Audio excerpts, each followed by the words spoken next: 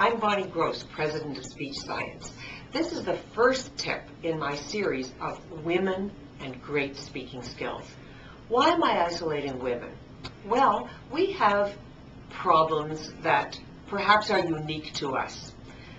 Very often, a woman in a traditionally man's profession. Are you one of those?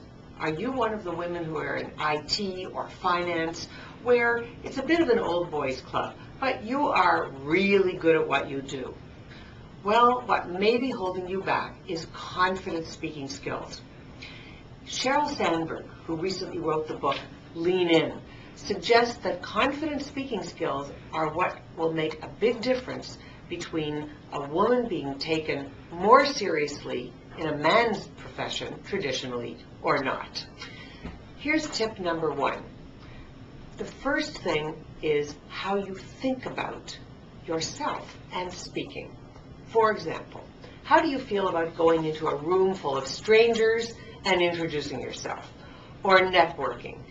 Very often, this takes some guts. This takes strength, because we're very afraid of doing that. Not only women, men are afraid of it as well. It's scary. People will judge you.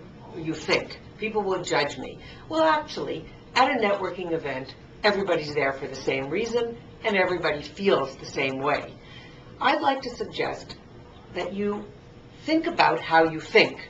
In other words, the way you feel about talking to a room full of strangers, or going to a job interview, or a networking event where you may not know anyone, can hold you back. What do I mean by how you think? Let's look at what I call traditional myths. That is, how have you been brought up? Have you been brought up never talk to strangers? I know I was. Have you been brought up to believe that you can't talk to anybody unless you have a formal introduction? What about the phrase, good things come to those who wait, right? You have to wait for a good thing to happen. And the last one that I'm familiar with is, better safe than sorry. Well, those inner beliefs that can often start in childhood, which actually do protect us from bad things happening, those inner beliefs can carry over to the business world, for men and for women. So if you believe deeply that you need a formal introduction to talk to someone, that may be stopping you from going up to people who want you to come up and talk to them. Remember, everybody who's milling around with a drink in their hand at a networking event really wants somebody to talk to them. If you have been taught never talk to strangers, well, there's a room full of strangers at a networking event, or a stranger in a room where you have to go for an interview. And so that shyness may reflect in your attitude, your body language, and your voice.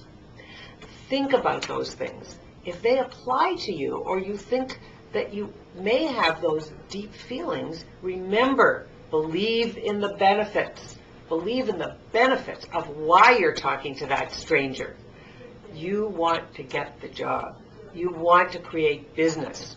So those rules don't apply in the modern world. Try it. I'm Bonnie Gross. If you have any more questions, call me at 416-323-3881 or email bonnie@speechscience.com. See you for the next tip.